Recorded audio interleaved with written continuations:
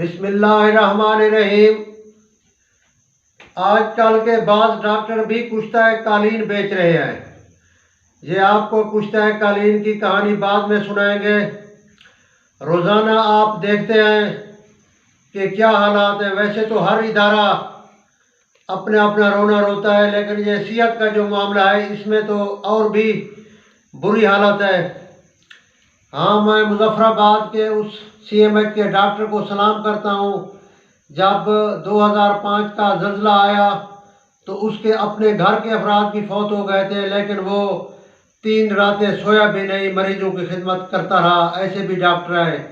वैसे भी बहुत अच्छे डॉक्टर हैं जो फीस भी वापस कर देते हैं। वो कहते हैं चूँकि ये हमारे मुतलका ये मरीज़ नहीं है, इसको पता नहीं था, इसने बुकिंग करा ली। ऐसे भी फरिश्ता सिफत और भी बहुत हैं जो रात के 2 बजे भी उठेंगे, फीस भी नहीं लेंगे, दवाई देंगे, क्या क्या सिफतें की जाएँ। लेकिन हर इदारे की तरह उसके अंदर भी काली भेड़ें हैं।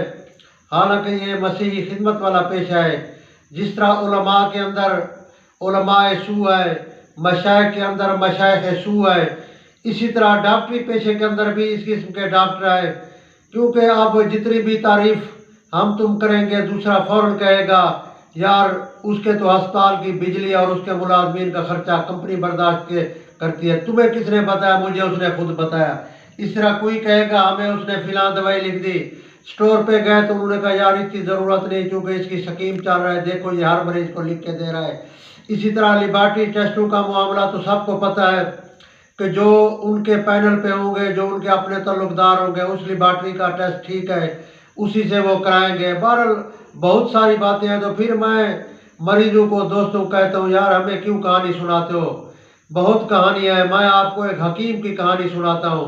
हमारी तारीख़ तिब के अंदर एक हकीम गुजरा है जिसने जो है ना कुश्ता कालीन के नाम से वो बाद में मशहूर हुआ था।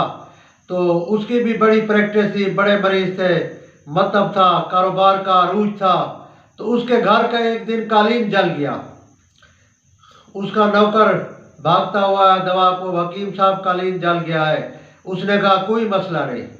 जब कालीन पूरा जल गया उसने कहा इसकी राख को इकट्ठा करो। राख को इकट्ठा किया। ये मर्तबान पड़ा हुआ है ना, इससे भी बड़े बड़े मर्तबान थे। हकीम साहब ने वो मर्तबान जो है ना राख के भरा लिए। इस तरह के कई मर्तबान उसने मुलाजमों को कहा, अपने दवा साजों को, अतारों को, ये जो राख कालीन के बची हुई इसकी भर के रख दो। उन्होंने भर के रख दी। अब उन्होंने समझा हकीम साहब इससे कोई और चीज़ बनाएंगे, कोई और काम लाएंगे या किसी चीज़ पे काम आएगा, कोई नुस्खा बनाएंगे। लेकिन हकीम साहब ने क्या किया, सुबह जब अपने वो क्लिनिक्स मतलब पर आए तो उन्होंने मरीजों की जो पर्ची लिखी, हर मरीज की पर्ची के साथ कुश्ता कालीन 1 ग्राम, कुश्ता कालीन 2 माशा, कुश्ता कालीन इतने मिसकाल, मतलब है कि उसने जो है ना हर पर्ची के साथ कुश्ता कालीन लिखना शुरू कर दिया। उसका हेड जो अतार था, दवा साज था, डिस्पेंसर समझो, वो फार्मासिस्ट भागता हुआ है। हकीम साहब ये कुश्ता कालीन क्या है? उसने कहा वो जो कल हमारा कालीन जल गया था ना, वो जो हमने मर्तबान भर कर रखे हैं वहाँ से आपके निकालने हैं। इसी तरह दवा को, दवा साज, अतार सबको हकीम साहब ने कह दिया ये जो मैं कुश्ता कालीन लिख रहा हूँ आपने देना है। अब कोई नज़ले ज़ुकाम का मरीज आता भी तो हकीम साहब उसके साथ 2 माशे कुश्ता कालीन लिख देते हैं। कोई दमे का मरीज आता लिख देते हैं इसको खमीरा गौ ज़ुबान या लऊक सफिस्तान के अंदर मिला कर दो। कोई और आता पुरानी खांसी वाला, ठीक है जी इसको लऊक ख्यार शंबर के अंदर 2 माशे मिला कर दो।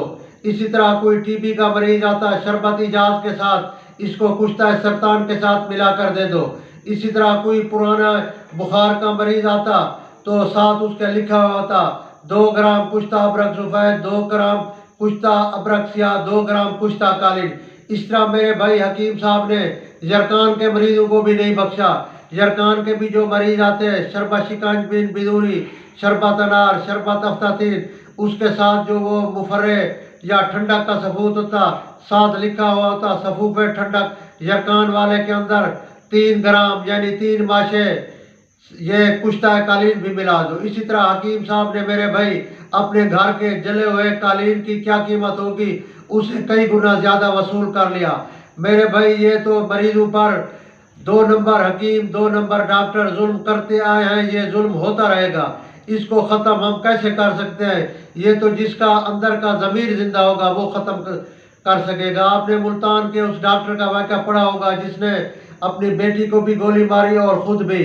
उस बेचारे का भाई यही मसला था, कट रेट दवाएं जो बाज़ार में पत्ता 20 रुपए का मिलता था, उसी फार्मूले वाला उसकी दुकान पे 300 का मिलता था।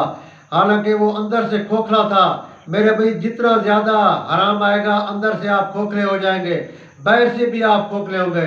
बेहतर है, हाँ आपका हक है, आप फीस भी जायज़ लें, अपनी दवाई के पैसे भी जायज़ लें।